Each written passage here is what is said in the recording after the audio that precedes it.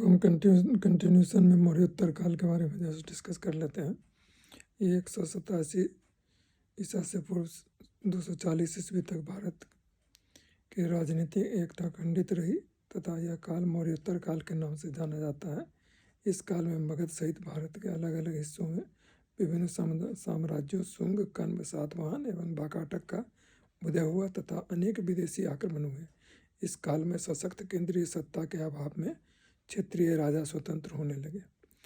इसमें पहला वंश जिसका जो है सो नाम आता हुआ था शुंग वंश। ये 184 ईसा पूर्व से 75 ईसा पूर्व तक इसने राज्य किया।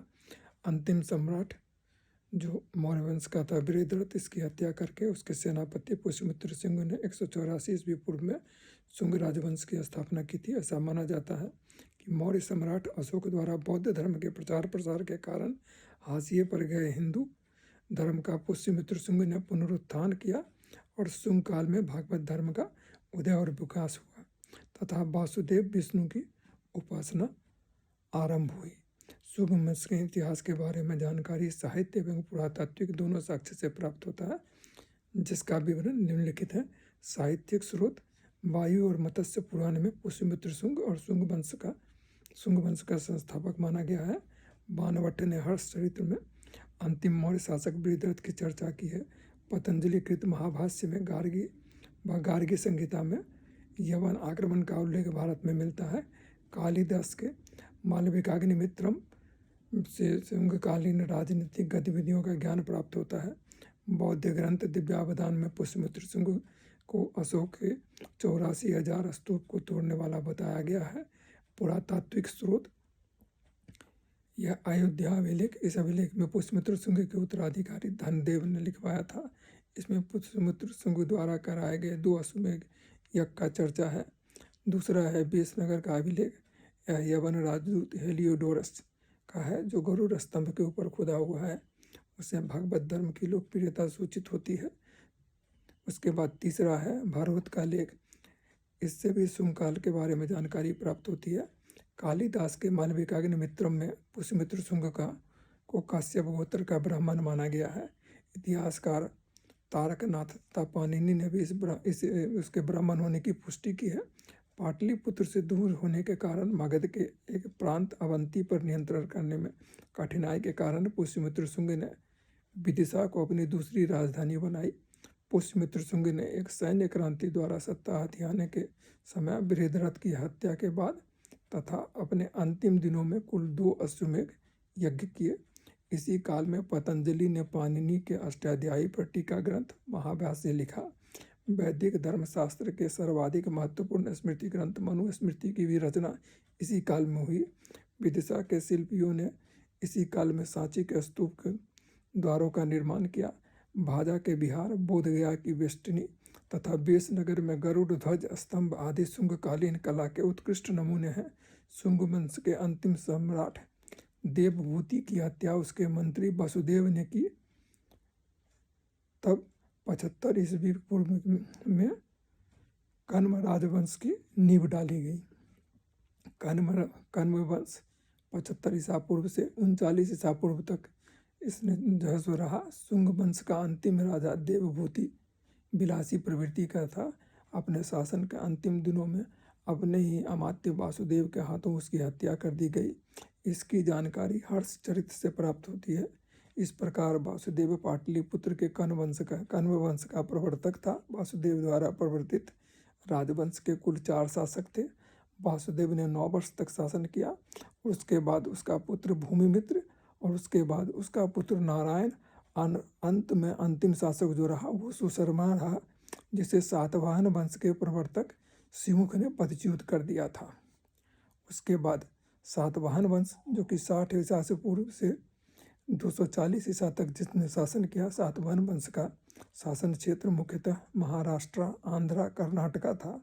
पुराणों में इन्हें आंध्र भृत्य कहा गया है तथा अभिलेखों में सातवाहन कहा गया है। पुराणों में इस वंश का संस्थापक सिमुख, जिसको कि कहीं कहीं सिंधुक के नाम को भी माना जाता है, जिसने कण्व वंश के राजा सुशर्मा को मारकर सातवाहन वंश की नींव रखी। सातवाहन वंश से संबंधित जानकारी हमें अभिलेख, सिक्कों और स्मारक तीनों से प्राप्त होती है। अभिलेखों में नागानिक का नाना घाट, ये पुणे महाराष्ट्र में है। अभिलेख गौतमीपुत्र सातकर्णी के नासिक से प्राप्त हुए। 2 गुहिलेख वशिष्ठ पुत्र पुलमावी का नासिक गुहालेख और वशिष्ठ पुत्री पुलमावी का कार्ले गुहालेख। यज्ञश्री सातकर्णी का नासिक गुहालेख महत्वपूर्ण है। अभिलेखों के साथ साथ विभिन्न स्थानों से सातवाहन राजा के बहुसंख्यक सिक्के भी मिले हैं। इसमें राज्य विस्तार, धर्म तथा व्यापार वाणिज्य की प्रगति के संबंध में विस्तृत जानकारी प्राप्त होती है।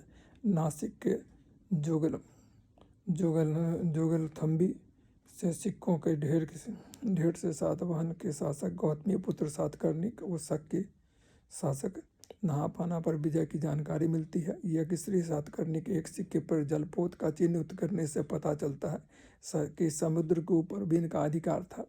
सातकर्णी प्रथम सातवाहन शासकों में प्रमुख शासक सातकर्णी प्रथम था। इसने 18 वर्ष तक शासन किया। इसने अपनी राजधानी अमरावती गुंटूर आंध्र प्रदेश में है उसको बनाया। इसमें सर्वप्रथम दक्षिणापति की उपाधि धारण की और दक्षिण में राज्य बनाया। इसके बारे में साक्ष्य नाना घाट अभिलेख से प्राप्त होता है, जिसे इसकी रानी नागानिका ने उत्कीर्ण करवाया था। इसने ब्राह्मणों एवं बौद्धों को भूमि अनुदान में दी थी। यह भूमि अनुदान का पहला अभिलेखीय साक्ष्य इसने 2 अश्वमेध यज्ञ करवाए थे। गौतमीपुत्र सातकर्णी लगभग 100 वर्ष के पराभव काल के व्यतीत हो जाने के बाद गौतमीपुत्र सातकर्णी ने पुराणों के अनुसार वह सातवाहन वंश का 23वां राजा था। अपने वंश की खोई हुई प्रतिष्ठा एवं ऐश्वर्य को पुनः प्राप्त कर लिया। गौतमीपुत्र सातकर्णी ने शकों, यवनों, पहलवों और 6 रातों का नाश करके सातवाहन वंश को पुनः स्थिति सुदृढ़ की। यह सातवाहन वंश का महानतम शासक था। इसके शासन एवं उपलब्धि के बारे में जानकारी नासिक अभिलेख से प्राप्त होती है। नासिक अभिलेख में इसे एकमात्र ब्राह्मण या अद्वितीय ब्राह्मण कहा गया है। गौतमीपुत्र सातकर्णी ने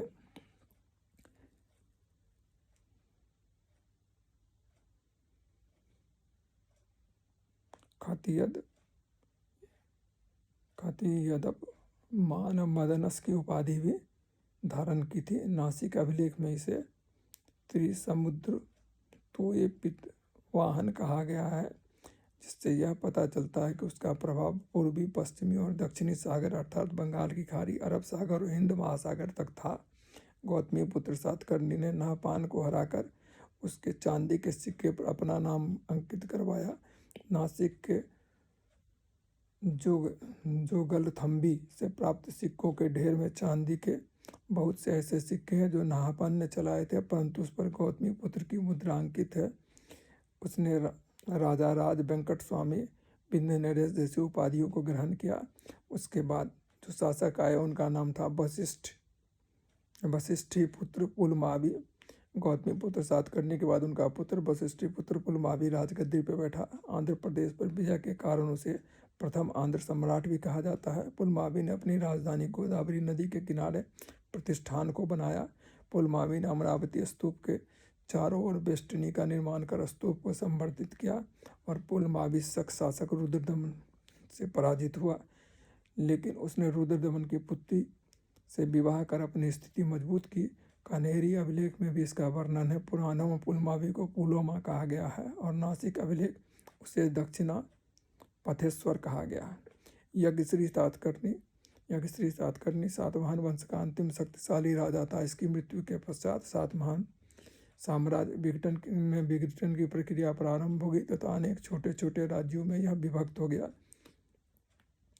उसने शकों द्वारा जीते गए भूभाग को पुनः जीत लिया और उसके सिक्कों पर जहाज के चित्र बने हुए हैं जो इसके समुद्र प्रेम और व्यापार के प्रति लगाव को दर्शाता है। मछली व शंख के चित्र भी यज्ञश्री सातकर्णी के सिक्कों पर मिलते हैं। महत्वपूर्ण तथ्य यह है कि सातवाहन राजाओं के नाम मातृ प्रधान है, लेकिन राज सिंहासन का उत्तराधिकारी पुत्र ही होता था।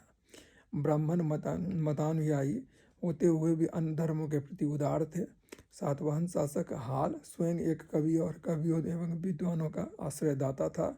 उसने अपने गाथा सप्तशती नामक मुक्तक काव्य की रचना प्राकृतिक भाषा में की थी। हाल की राजसभा में बृहत कथा के रचयिता गुणाढ़ तथा कातंत्र नामक संस्कृत व्याकरण के लेखक सर्ववर्मन निवास करते थे। ब्राह्मणों को भूमिदान तथा जागीर देने वाला प्रथम शासक सातवाहन ही थे, किंतु उन्होंने अधिकतर भूमिदान बौद्ध भिक्षुकों को ही दिया था। इस भूमिदान की परंपरा में प्रथम प्रशासनिक विकेंद्रीकरण एवं सामंतवाद को जन्म दिया, क्योंकि गुप्त एवं गुप्तोत्तर काल में प्रशासनिक अधिकारियों को भी वेतन के बदले में करमुक्त भूमि दान में दी जाने लगी। नासिक, कार्ले, भाजा, गुहा विहार और गुही चैतन्य के अत्यंत सुंदर भवन इसी समय में बने हैं। इनको यंत्र कला, भवन कला और शैली, भवन निर्माण शैली एवं सजावट इनकी अद्भुत है। सातवाहन शासकों के पतन के बाद शक्तिशाली केंद्रीय शासन की अनुपस्थिति कई राजवंशों का उदय हुआ। इसमें आंध्र में इक्ष्वाकु वंश, आंध्र प्रदेश, वाकाटक वंश विदर्भ का एवं पल्लव वंश तमिलनाडु में प्रमुख है। आंध्र इक्ष्वाकु वंश दक्षिण भारत के पूर्व तटीय क्षेत्र में सातवाहन शक्ति के पतन के बाद एक नए वंश का उदय हुआ, जिसे इक्ष्वाकु वंश के नाम से जाना जाता है। लगभग 3री और 4ठी शताब्दी में कृष्णा नदी के पूर्वी तट पर इस वंश ने शासन किया, जिसे राम के पूर्वज इक्ष्वाकु से अलग दिखाने के लिए आंध्र इक्ष्वाकु कहा जाता है। इसकी राजधानी विजयपुरी आधुनिक नागार्जुन कोंडा में थी, अतः इस वंश का विजयपुरी इक्ष्वाकु भी कहते हैं।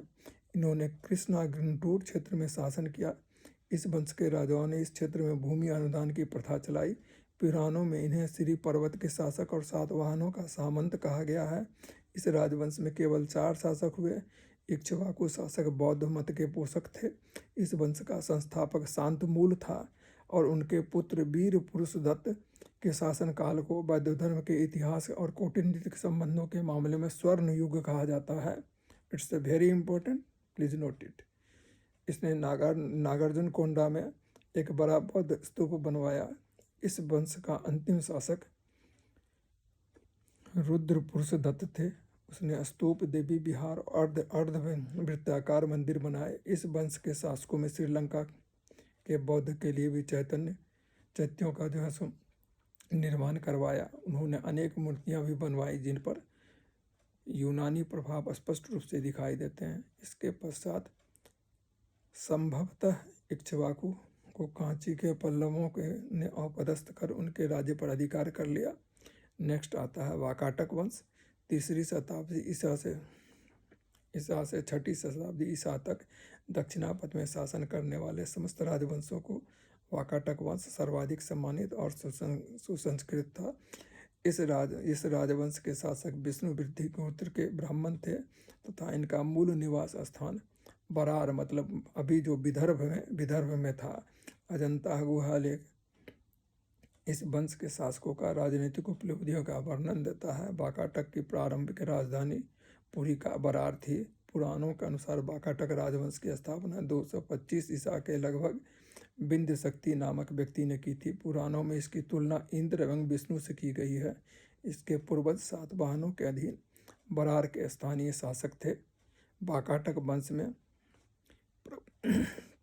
प्रवरसेन प्रथम ही एकमात्र शासक है जिसे सम्राट की उपाधि धारण की, और उसका प्रवीर नाम से भी उल्लेख मिलता है। पुराणों से ज्ञात होता है कि प्रवरसेन प्रथम ने 4 अश्वमेध यज्ञ किए एवं 1 वाजपेयी यज्ञ किया था। अनेक वैदिक यज्ञों का अनुष्ठान भी किया, ऐसा माना जाता है। अन्य वाकाटक राजा रुद्रसेन प्रथम को वाकाटक अभिलेखों में महाभैरव का उपासक बताया गया है। पृथ्वीसेन प्रथम का काल शांति एवं समृद्धि का काल था। वाकाटक लेखों में उसे अत्यंत पवित्र और धन विजयी शासक कहा गया है, जो आचरण में युधिष्ठिर के समान था।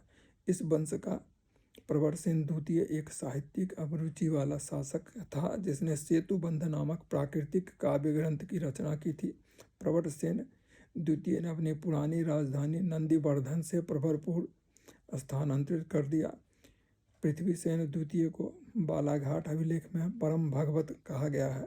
अजंता के 16वें और 17वें विहार में और 19वें गुही चैत्य का निर्माण इसी युग में हुआ था। कलिंग का वेदी महामेघवाहन वंश, कलिंग का चेदी महामेघवाहन वंश मौर्य सम्राट अशोक ने से भीषण युद्ध के बाद कलिंग को जीतकर अपने साम्राज्य में सम्मिलित कर लिया था।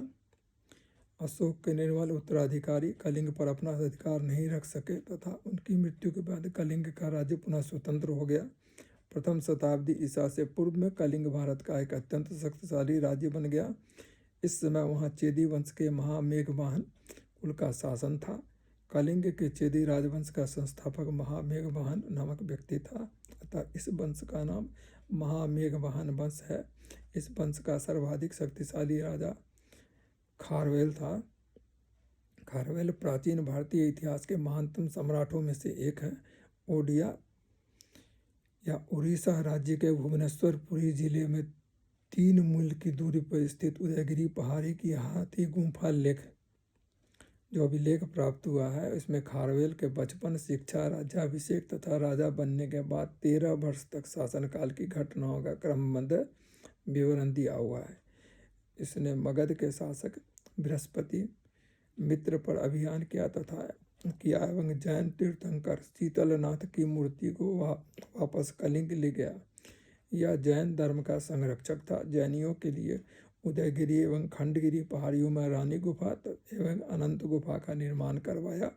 उदयगिरी पहाड़ी में स्थित हाथी गुफा अभिलेख से खारवेल के बारे में विस्तार से जानकारी मिलती है एवं इसी अभिलेख से जनगणना का प्रथम साक्ष्य मिलता है। ये वेरी बहुत इम्पोर्टेंट चीज़ है।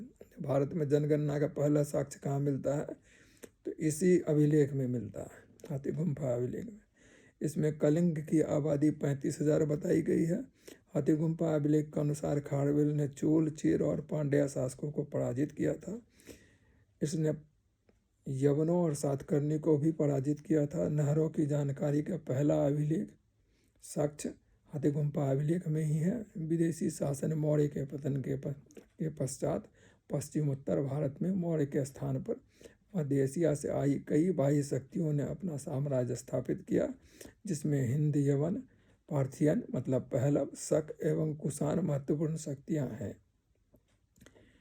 हिंद यवन यानी इंडो ग्रीक अथवा बैक्ट्रियाई आक्रमण। सिकंदर ने अपने पीछे एक विशाल साम्राज्य छोड़ा, जिसमें Macedonia, Syria, Bactria, Parthia, Afghanistan एवं पश्चिम उत्तर भारत के कुछ प्रदेश शामिल हैं। इस साम्राज्य का काफ़ी बड़ा भाग सेल्यूकस के अधीन रहा। ईसा से पूर्व 250 में बैक्ट्रिया के गवर्नर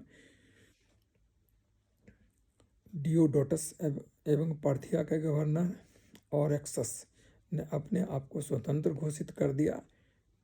डियोडोटस के वंश का एक शासक डेमेट्रियस ने ईसा पूर्व 183 में मौर्योत्तर काल का प्रथम सफल यूनानी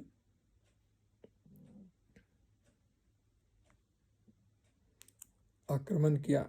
डेमेट्रियस ने पंजाब का एक बड़ा हिस्सा जीत लिया एवं साकल को अपनी राजधानी बनाई। डेमेट्रियस जिस वक्त भारत में व्यस्त था, ठीक उसी समय बैक्ट्रिया में यूक्रेटाइडस के नेतृत्व में विद्रोह हो गया एवं उसे बैक्ट्रिया से हाथ धोना पड़ा। उसका शासन पूर्वी पंजाब एवं सिंध तक ही सीमित रह गया। यूक्रेटाइडस भी भारत की ओर बढ़ा और कुछ भागों को जीतकर उसने तक्षशिला को अपनी राजधानी बनाई। इसी प्रकार भारत में यवन साम्राज्य अब 2 भागों में डेमेट्रियस वंश एवं यूक्रेटाइडस वंश के रूप में बट गया। साकल शिक्षा के प्रमुख केंद्र के रूप में प्रसिद्ध था और इसकी तुलना पाटलिपुत्रा से की जाती थी। सिक्कों के माध्यम से इनके इतिहास की जानकारी प्रामाणिक रूप से मिलती है। हिंदी यवन प्रथम शासक थे जिन्होंने सिक्कों पर नाम, चित्र एवं तिथि का अंकन किया था। हिंदी यवन शासकों में सबसे प्रसिद्ध शासक मिनांडर था। यह डेमेट्रियस का सेनापति था। इसे बौद्ध ग्रंथों में मिलिंद कहा गया है। महायान बौद्ध ग्रंथ मिलिंदपन्नु में भी बौद्ध विद्वान नागसेन तथा मिनिंडर के बीच दार्शनिक संवाद का उल्लेख मिलता है। इसके अनुसार मिनिंडर ने बौद्ध धर्म को स्वीकार कर लिया था और मिनिंडर के सिक्कों पर धर्म चक्र अंकित मिलता है, जो उसके बौद्ध मतानुयायी होने का संकेत है। मिनिंडर पहला इंडो ग्रीक शासक था जिसने सोने के सिक्के चलाए थे। इन सिक्कों के लिए धर्म शब्द का प्रयोग किया गया, जो यूनानी भाषा से लिया गया था। तक्षशिला के यवन शासक एंटियालिक डॉस के राजदूत हेलियोडोरस ने, जो कि भागवत धर्म का अनुयायी था, वासुदेव विष्णु के अवतार कृष्ण का विषनगर विदिशा में जो स्थित है एक गरुड़ ध्वज स्थापित किया। हिंदू यूनानियों ने उत्तर पश्चिम में यूनान के प्राचीन काल हेलिनिस्टिक मूर्तिकला शैली का खूब प्रयोग किया। भारत की गंधार कला शैली पर हिंदी यवन शैली की स्पष्ट छाप इसमें देखी जा सकती है। शक शासन। मध्य एशिया से आए हुए शकों ने भारत में अनेक शाखाएं स्थापित की। इन्होंने इंडो ग्रीक शासकों को पराजित करते हुए विभिन्न क्षेत्रों पर अपना नियंत्रण किया। तक्षशिला, नासिक, उज्जैन इनकी सत्ता के प्रमुख केंद्र थे। इनको मुख्यतः दो शाखाओं में प्रसिद्धि है। एक उत्तरी क्षत्रप में पंजाब, जो कि तक्षशिला एवं मथुरा में थे। दूसरी पश्चिमी क्षत्रप, जो कि नासिक एवं उज्जैन में थे। उत्तरी क्षत्रप का भारत में प्रथम शासक जो था वो मोयेज था या मांग था। नासिक के क्षत्रप, पश्चिमी क्षत्रप जो था छहरात वंश से संबंधित था। इसका प्रमुख शासक जो था भूमक था। वो अपने को छहरात क्षत्रप कहते थे। भूमक के द्वारा चलाए गए सिक्कों पर क्षत्रप लिखा है। नहापान इस वंश का प्रसिद्ध शासक था, जिसको सातवाहन शासक गौतमी पुत्र सातकर्णी ने पराजित किया था। यह बात नासिक के जोगलथम्बी नामक स्थान पर मिले नहापान के सिक्कों से प्रमाणित होती है, क्योंकि इन सिक्कों के एक तरफ नहापान और दूसरी तरफ गौतमी पुत्र सातकर्णी लिखा हुआ है। अभिलेख के आधार पर यह कहा जा सकता है कि नहापान का राज्य उत्तर में राजपूताना तक था। नहापान के समय भरौच एक बंदरगाह था। यहाँ से शक शासक वस्तुएं पश्चिम देशों को भेजते थे। उज्जैन के शक वंश कारदम वंश का संस्थापक चष्टन था। उसने अपने अभिलेखों में शक संवत का प्रयोग किया। उज्जैन के शक क्षत्रपों में सबसे प्रसिद्ध शासक रुद्रदामन 130 ईस्वी से 150 ईस्वी। इसके जूनागढ़ अभिलेख से प्रतीत होता है कि पूर्वी और पश्चिमी मालवा, सौराष्ट्र, कच्छ मतलब गुजरात, उत्तरी कोंकण आदि प्रदेश उसके राज्य में सम्मिलित थे।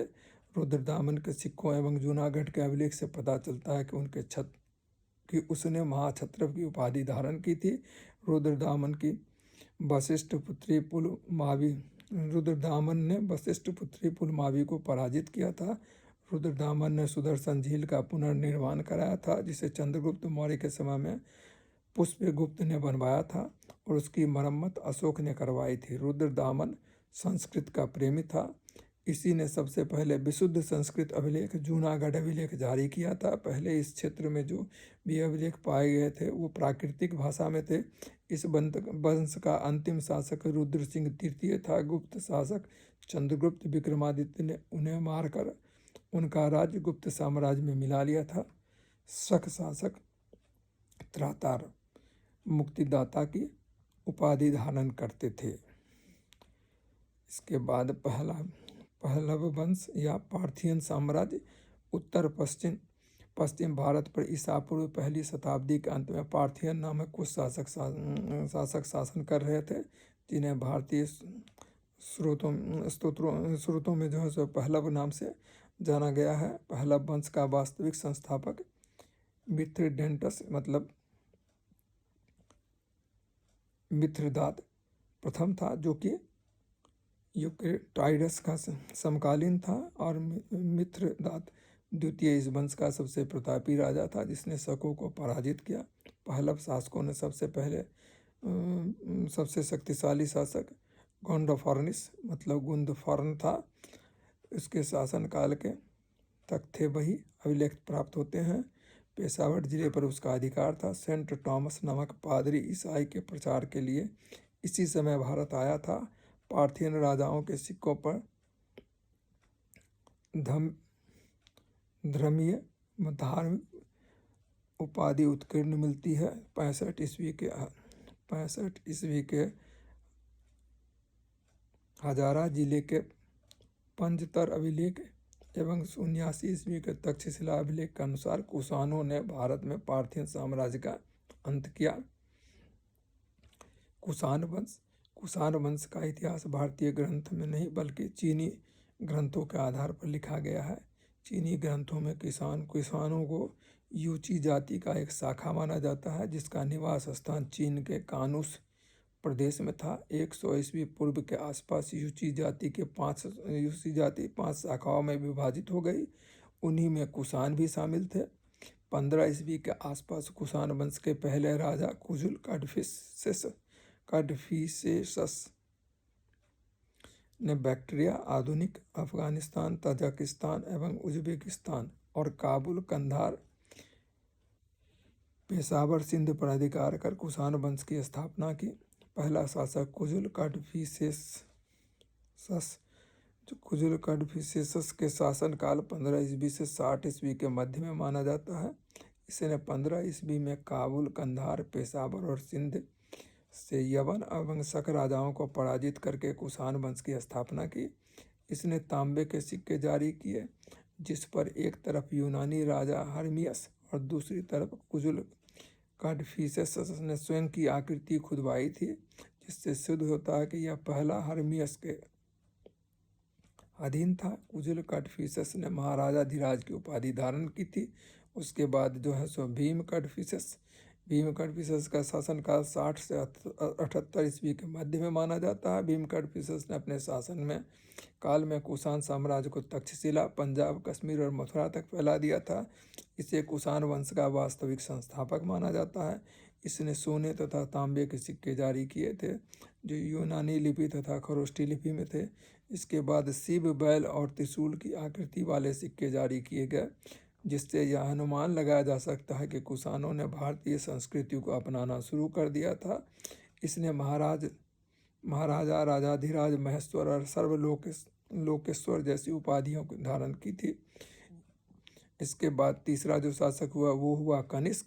78 ईस्वी में राज सिंहासन पर आसीन हुए और इसी उपलक्ष्य में उसके द्वारा शक संवत का प्रचलन शुरू किया गया। कनिष्क ने अपनी पहली राजधानी पुरुषपुर, आधुनिक पेशावर पाकिस्तान में है, को अपनी दूसरी राजधानी मथुरा, उत्तर प्रदेश को बनाया था। इसने अपने लेखों में स्वयं को देवपुत्र तथा राजाओं का राजा कहा था। राजतरंगिणी के अनुसार कनिष्क ने कश्मीर पर विजय प्राप्त करके वहाँ पर कनिष्कपुर नामक सुंदर नगर बसाया था और वहाँ अनेक विहार तथा स्तूपों का निर्माण भी करवाया गया। कनिष्क ने अपने साम्राज्य का विस्तार करने के लिए पाटलिपुत्र पर अधिकार कर लिया था और भगवान बुद्ध का भिक्षा पात्र एवं बौद्ध दार्शनिक अश्वघोष को प्राप्त किया था। कनिष्क के ही शासन काल में चतुर्थ बौद्ध संगति हुई थी। आयोजन कश्मीर के कुंडलबंद में किया गया था, जिसकी अध्यक्षता वसुमित्र ने तथा उपाध्यक्षता अश्वघोष ने की थी। चतुर्थ बौद्ध संगति में सूत्र पिटक, विनय पिटक और अभिधम्म पिटक की टीकाओं की रचना तथा महाविभास सूत्र की रचना संस्कृत भाषा में की गई थी, जिसे बौद्ध धर्म का विश्वकोश कहा जाता है। कनिष्क की राजकीय भाषा संस्कृत थी और बौद्ध धर्म के अधिकतर ग्रंथों को कनिष्क के ही शासनकाल में संस्कृत भाषा में पुनः लिखा गया। कनिष्क के दरबार में पाशर्व, वसुमित्र, अश्वघोष, संघरक्ष, चरक और नागार्जुन जैसे उच्च कोटि के विद्वान तथा दार्शनिक निवास करते थे। चरक कनिष्क के राज चिकित्सक थे और जिन्होंने चरक संहिता नामक ग्रंथ की रचना की थी। कनिष्क के बाद वशिष्ठ, सुहिष्क, कनिष्क द्वितीय, वासुदेव, कनिष्क तृतीय, वासुदेव द्वितीय आदि कुषाण वंश के राजा बने, परंतु इनका इतिहास उपलब्ध न होने के कारण इनके बारे में ज़्यादा जानकारी नहीं है। मौर्योत्तरकालीन राज्य व्यवस्था एवं प्रशासन। इस काल में अधिकतर छोटे छोटे राज्य थे। यद्यपि उत्तर में कुषाण एवं दक्षिण में सातवाहनों ने काफ़ी विस्तृत प्रदेशों पर राज किए थे, किंतु न तो कुषाण सातवाहन का और न ही कुषाणों के राजनीतिक संगठनों में कोई वह केंद्रीकरण था, जो मौर्य प्रशासन की प्रमुख विशेषता थी। इन दोनों राजाओं के शासकों में ने कई छोटे छोटे राज्यों में सामंती संबंध स्थापित किए। मौर्योत्तर काल में विकेंद्रीकरण की प्रवृत्ति पर नियंत्रण रखने के लिए राजतंत्र में दैवीय तत्वों का समाविष्ट करने की प्रवृत्ति अपनाई गई। पहले राजाओं से देवताओं की तुलना की जाती थी, किंतु अब राजाओं की तुलना देवताओं से की जाने लगी। जैसे सातवाहन का राजा गौतमी पुत्र सातकर्णी की तुलना कई देवता से की गई है तथा कुषाण राजाओं को देवपुत्र कहा गया। सातवाहन शासकों ने ब्राह्मण एवं बौद्ध धर्म को और श्रवणों को राजस्व एवं प्रशासनिक करों से मुक्त भूमि अक्षय निधि प्रदान करने की प्रथा प्रारंभ की। प्रशासन की सुविधा के लिए सातवाहन साम्राज्य को अनेक विभागों में बांटा गया, जिन्हें आहार कहा जाता था।